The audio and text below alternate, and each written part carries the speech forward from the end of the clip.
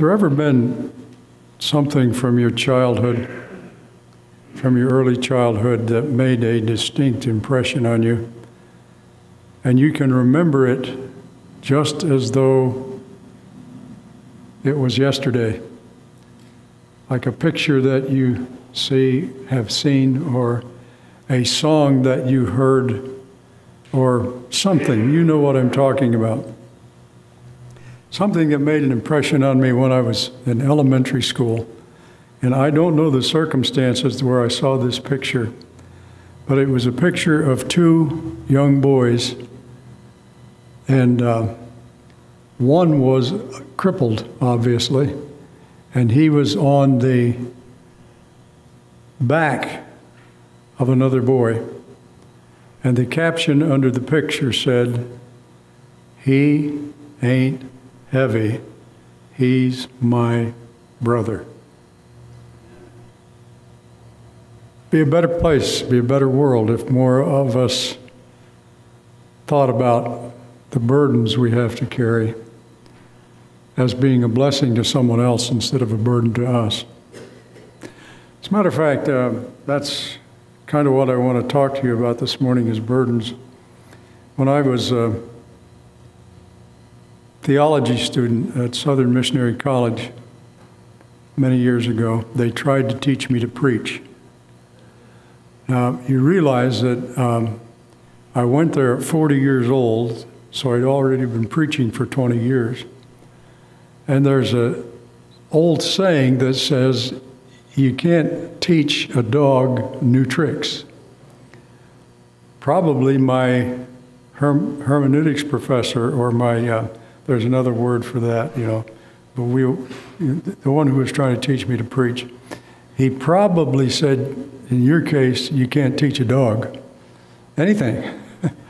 And so I was struggling with this, but one of the things that he tried to drill into our mind was that you should be able to state your sermon in one sentence. And I thought, that's ridiculous. Why should I stand up there for 30 minutes if I'm going to say it in one sentence? Just say it in one sentence and then sit down. And maybe sometimes it would be better if we did that. But today I want to honor he's deceased now, my homiletics professor, by trying to state my sermon in one sentence. And then see, the beauty of that is you get it in one sentence. Then if you want to go to sleep, you hadn't missed anything, right? So here it is in one sentence. And go back to that picture of the two boys, the one boy carrying the other, and the caption that says, "He ain't heavy, he's my brother." And here is my statement. Our heaviest burdens in life are the ones we don't have to carry. That's it. If you want to write it down, if you want to look at it, see if I'm sticking to the sermon, to the statement or not. But our heaviest burdens in life are the ones that we don't have to carry. And the opposite is true, as it was with the case with this boy and the picture. It wasn't heavy because he didn't have to carry it. It was his brother, and he wanted to carry it. Now let me illustrate this principle two ways.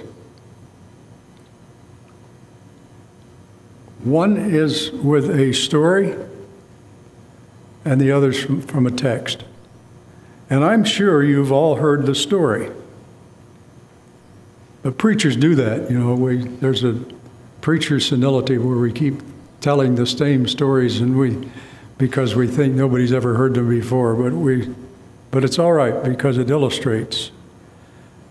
I know you've heard the text, the Bible text too, but you don't mind the Bible. You want to have the Bible be read to you all the time.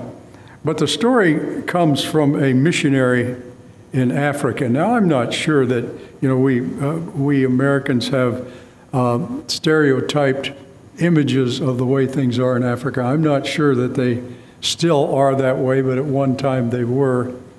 And the picture that we get from this missionary story is a dry, hot, and dusty, arid land where he was driving down the road in a truck.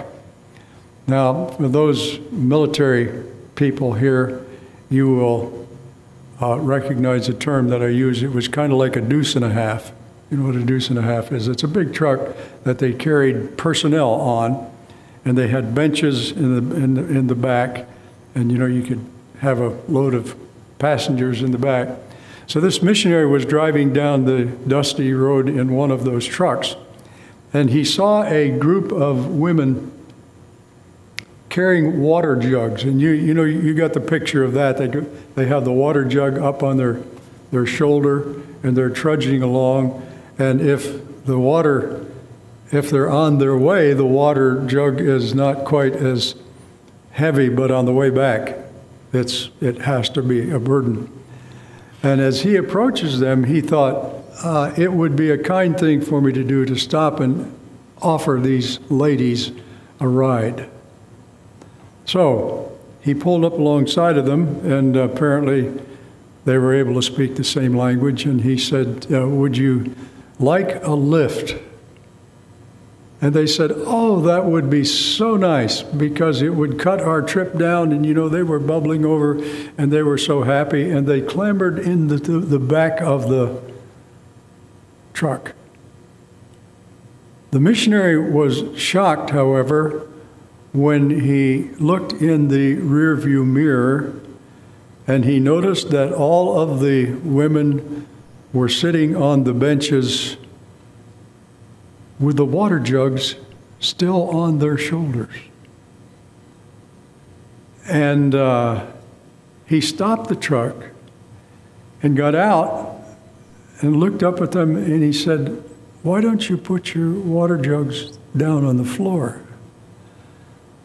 And the one lady who was the spokesperson for the group said, oh no, we couldn't do that. It is so kind of you to offer us a ride that we wouldn't ask you to carry our jugs too.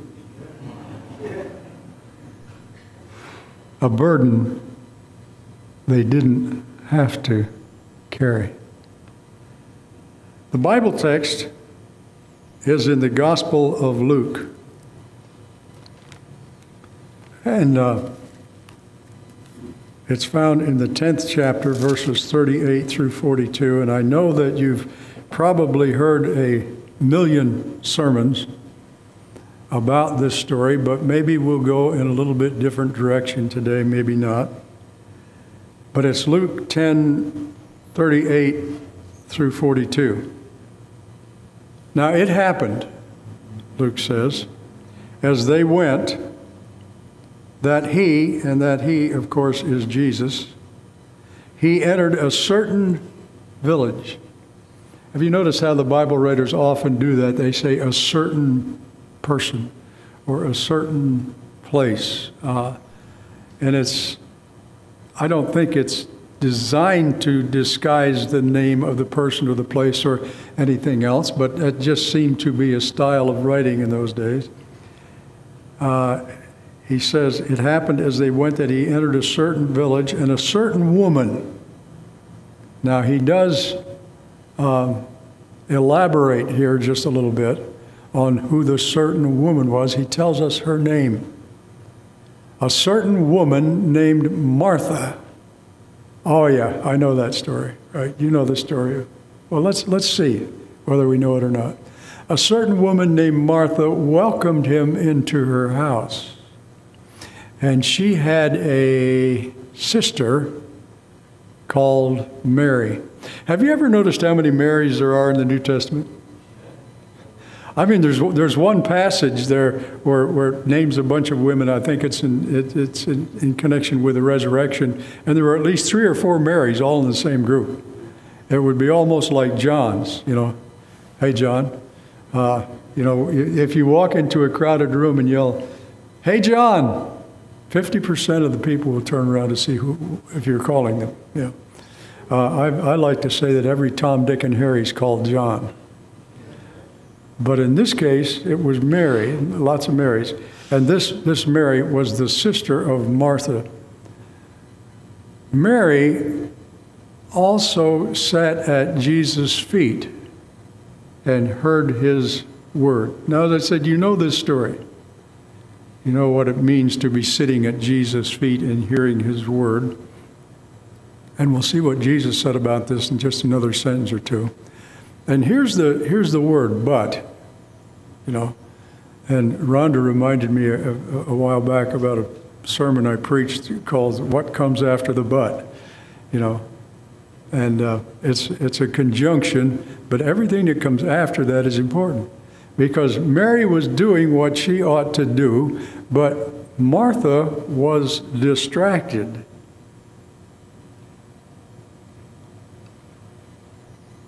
With much serving. And she approached him and said, "Lord, do you not care that my sister has left me to serve alone? Therefore tell her to help me." And Jesus answered and said to her, "Martha, Martha, you are worried and troubled about many things, but one thing is needed. And Mary has chosen that good part, which will not be taken away from her." Now, let me go back and comment just a little bit more on those four texts, those four verses. This story, as far as I could find out, now I know you've got some Bible students here that do a better job of understanding things than I do. But as much as I can find out, I checked my Harmony of the Gospels, and you know what Harmony of the Gospel is. They have the Gospel stories side by side, and as near as I could find out, this story is only recorded in the Gospel of Luke. So here we have it.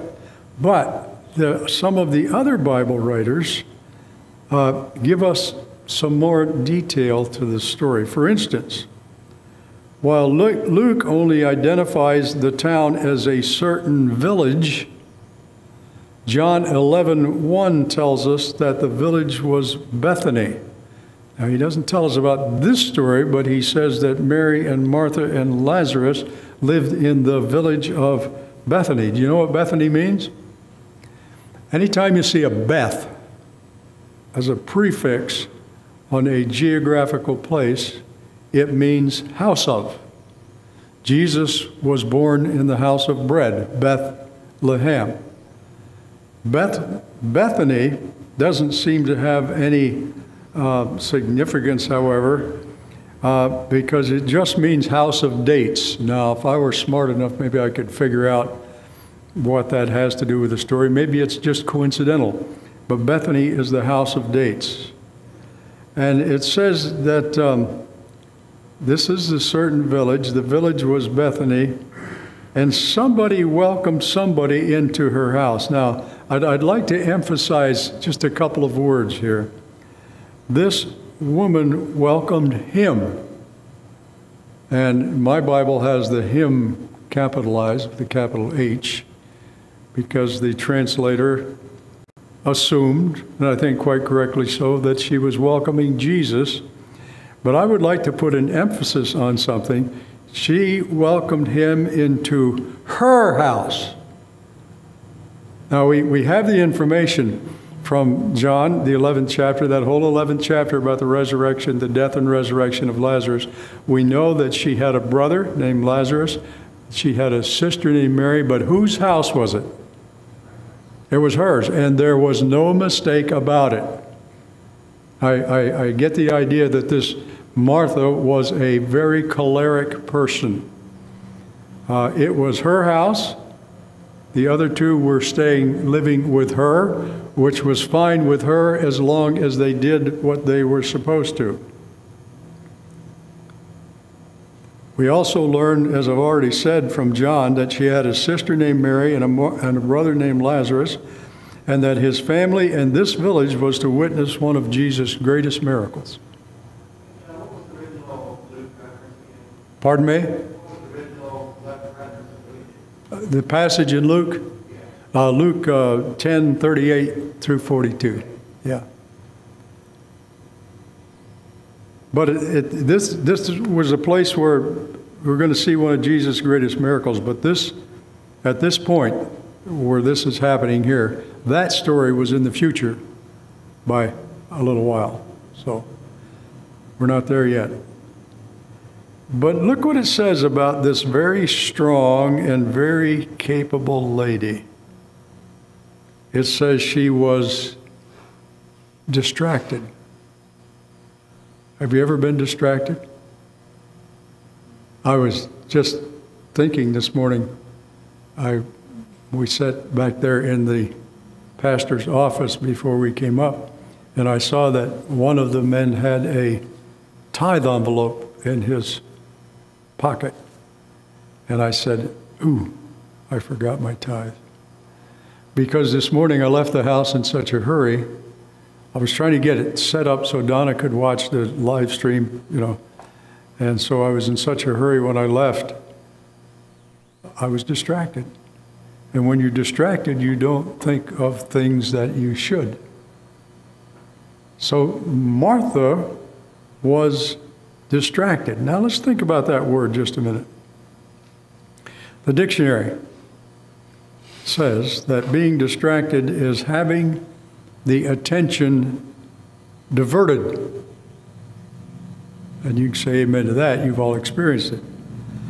A second definition is, if you are distracted, you are rendered incapable of behaving, reacting, etc., in a normal manner, as by worry, remorse, or the like, irrational, disturbed. Now, we're talking about burdens that we don't have to carry. And what do we do with those burdens? How do we carry them? We usually worry about them. Worry distracts us, and we become irrational or disturbed. Now, what was Martha distracted from? If you had been there and if you had known Martha, you would have probably said Martha was not distracted. She knew exactly what she was doing. She was devoted to and focused on preparing a meal, and probably one of the best meals that anybody had ever had, because she was a good hostess, and she knew how to entertain guests, but she was distracted from something. And what was the something or the someone? She was distracted from getting to know Jesus. Now, at this point, as I read the story, and I'm not real sure about this, but I have no textual evidence to verify this, but I think this was at a point early in Jesus' ministry, and Jesus to the people in the town of Bethany was just a reputation, just a rumor. They'd heard about what he'd done in other places, but Mary wanted to know for sure. She wanted to get to know Jesus, and Martha was distracted by what she thought was more important. Let me give you a little list. You like to have lists, that you can write down and fill in the blanks, Let me give you a list of 3 worries that will that will distract you. And I'm sure you could make your own list. You maybe make a better list than me, and you could point at me and say, that distracts you. But just 3 things to think about this, to give us some mental stuff to chew on. When Winston Churchill was in his mid-90s, he lived to be, I don't know exactly how long, but when he was in his mid-90s, he was pushing close to 100 when he died, I think. An interviewer, a news interviewer, asked him, he said, Sir Winston, is there anything you regret in your long life of nearly 100 years? And he said, yes, worrying about things that never happened. Now, we have to be careful, and we have to draw a line between doing the best you can to be prepared and being worried. Worry is kind of different. Worrying is when you allow things that haven't happened and might not ever happen to distract you from what you should be doing. And I've done that. And I'm not going to ask you to raise your hand as to whether you've done it or not, because I know we all have. I have shared with some of you in the prayer meeting or the Vesper service the experience that I had as I neared graduation from college. Now you have to understand that I felt called to the ministry when I was 10 years old. I didn't prepare for the ministry until I was 40 years old. And that's a story in itself, but we won't go there because we don't have time. But we felt called to the ministry, and at the age of 40, we went to Southern Missionary College, it was called then. They used to say, if Darrell was here, Darrell could verify this, they used to say SMC stood for Southern Matrimonial College because that's where all the young men went to find a wife. Well, I didn't have to find one because I took one with me. If you haven't gotten one by the time you're 40, you probably won't. But we were there for 4 years, and it was one miracle after another, how God took care of us to sustain us and lead us on to the next step in life. But as I approached the date of graduation, there was a problem. I didn't have a call. And this is ministerial language, you know, a call. Now, maybe you don't know what a call means, but someone asked me, you know, I was 40 years old, and the rest of them were like in their early 20s. And one of them asked me once, they said, "Hey, Pop, do you have a call yet?" And I said, "Yeah, I've had a call, but I don't have a job." And so I was anxious and kind of worried that those two things come together, a call and a job, because I had had several interviews with conference presidents, and I was not what they were looking for. One of them told me, he said, "You're too old. You're too old to be starting in the ministry." Well, I thought that's kind of ridiculing the Lord, because why would he call me and sustain me here for 4 years when, you know.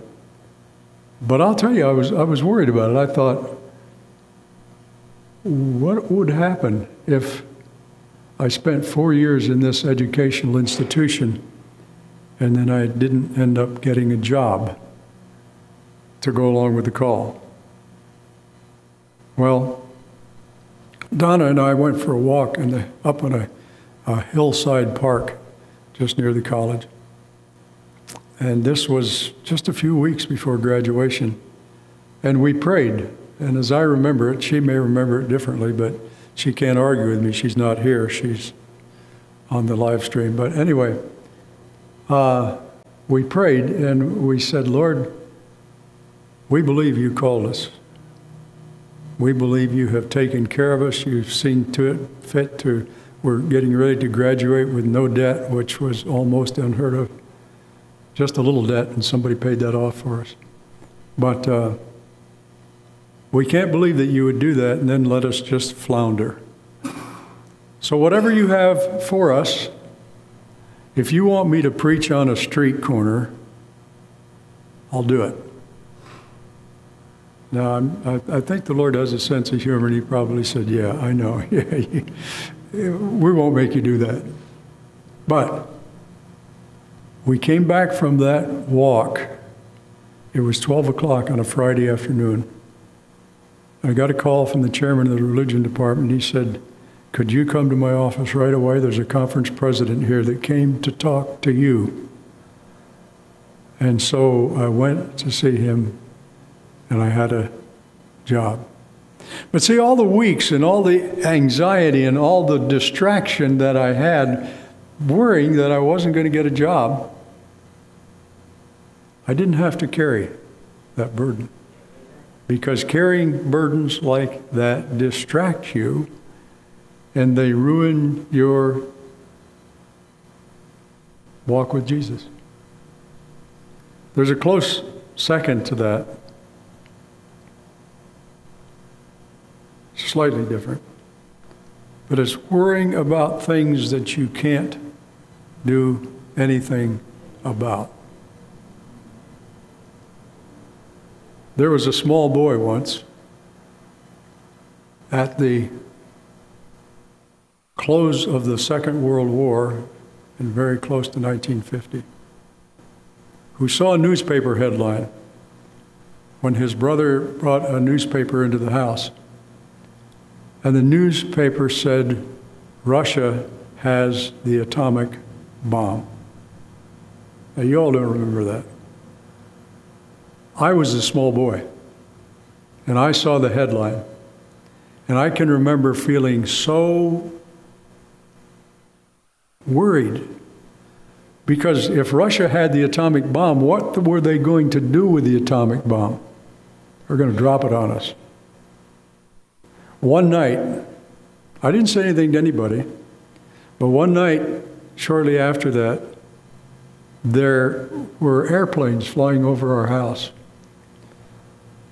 Now, you know, airplanes were quite a bit different in those days than they are now. We rarely heard any jetliners or anything like that, but a small plane like a Cessna or a Piper Cub or something like that it was a rare thing. If you were outside and you heard an airplane, everybody would look up. Now you hear an airplane, nobody pays any attention because they're up there all the time. But in the middle of the night, I don't know what time, but sometime in the middle of the night, these airplanes were flying over, and it seemed like they were circling. And I was worried. But the problem I always had was I worried about things and never talked to anybody about them. But I talked to my mother about that, and she said, no, they're not going to drop bombs on us. Those kind of planes don't drop bombs. And don't worry about it, because you can't do anything about it anyway. Worrying isn't going to help. There's another story that I've liked. I spent many years as what is called in the church a literature evangelist, and I sold some books called the bedtime story books. You familiar with the bedtime story books? They've been quite a while now that they haven't been as popular or, as prevalent as they used to be. But there was a story. Leslie, do you remember this story? It was called I Can Sleep on Windy Nights. Do you remember that story? No, he's not sure. Well, let me tell you the story. There was a farmer that needed a hired hand on his farm. And you have to realize this story had a setting way back, a long time ago. The labor board wasn't around then, and the fair wage, whatever it is, the minimum wage. But the farmer went to the market day in the town and thought maybe he could find a man to help him work there. The only thing he could find was a young boy, and this young boy was about 15 or 16 years old. And the farmer asked him, he said, "Are you a good worker?" He said, "Yes, sir, I'm a good worker." He said, "Well, what can you tell me about that would show me that you're a good worker?" And the boy said, "I can sleep on windy nights." And the farmer thought, there's just a little something wrong with him up here, and he kept asking him. And the only answer he could get from him was, "I can sleep on windy nights." Well, he couldn't find anybody else, and he needed a hand. So he took him home, and they gave him a room to sleep in, and they were going to pay him, and they were going to give him food and so on, shelter.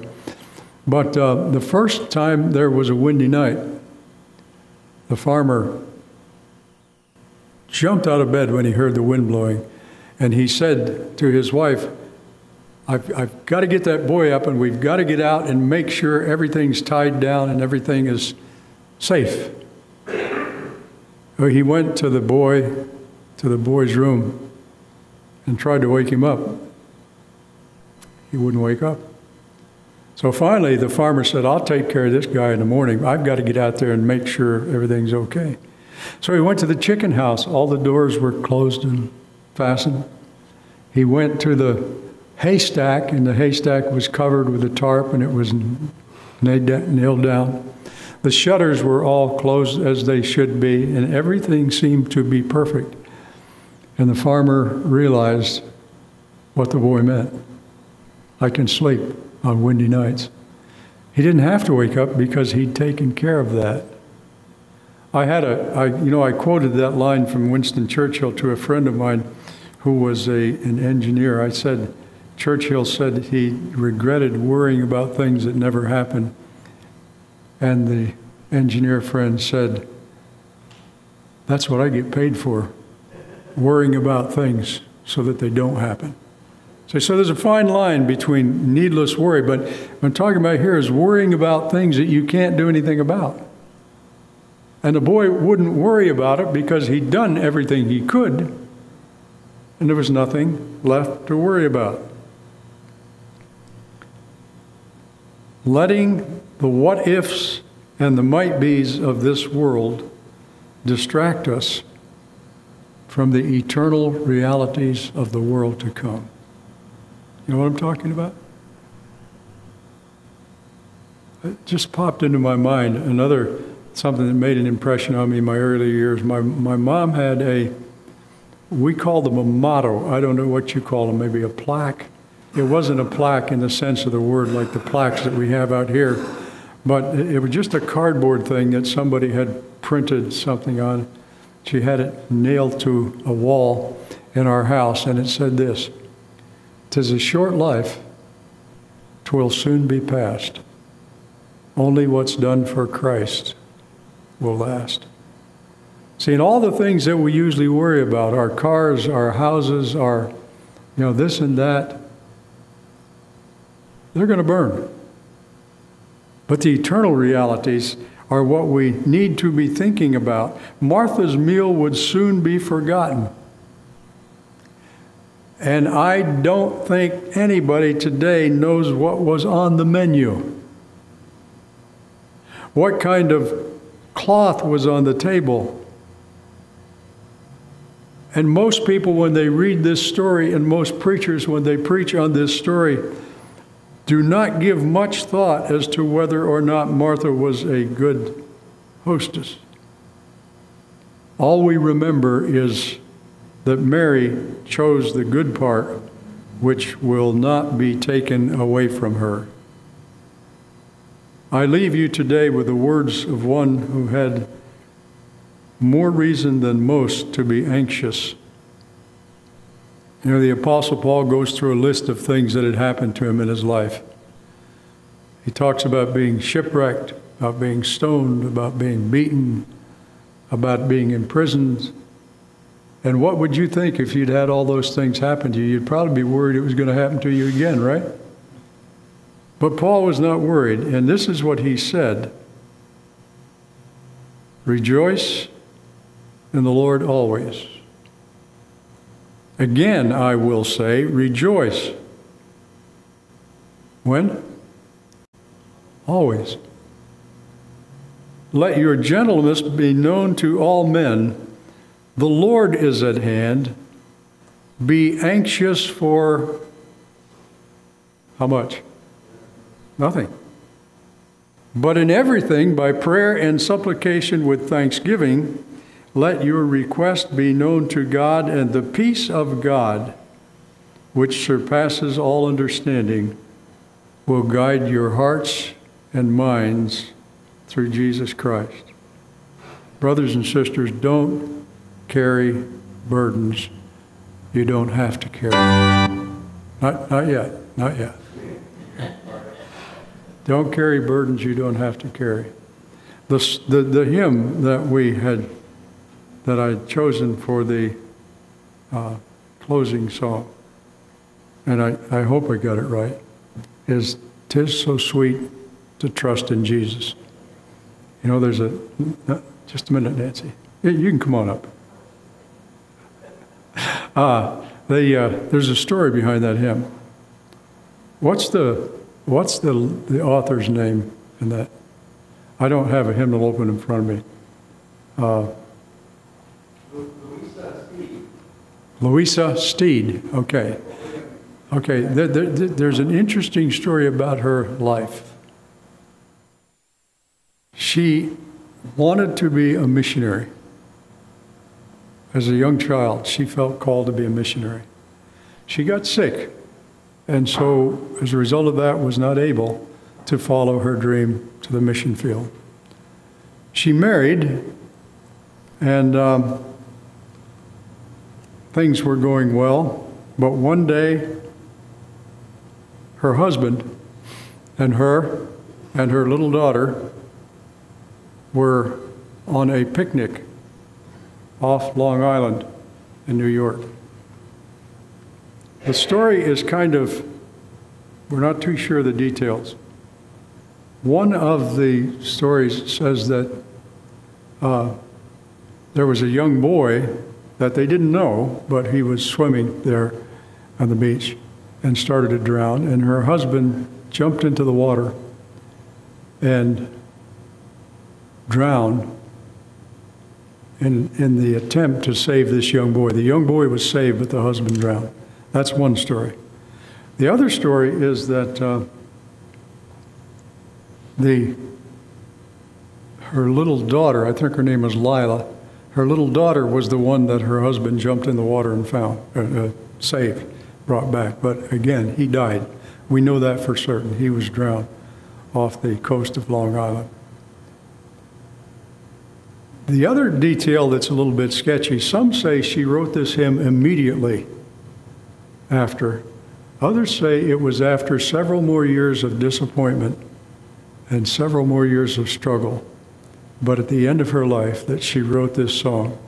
I can see either way because, you could, the impact of the moment, and yet the lesson learned in a long life of trusting Jesus. 'Tis so sweet to trust in Jesus, just to rest upon his promise. And I like those stories behind those hymns because these hymns just didn't come out of nowhere. They came out of an experience. The person who wrote this song, the poem actually, someone else set it to music, but the person who wrote this poem had been there and done that. It wasn't just a bunch of rhymes. It was trusting in Jesus. And my point again this morning, and I hope you kept the statement in mind, don't carry burdens you don't have to, because Jesus is willing to carry them for you. And he's so much stronger than we are.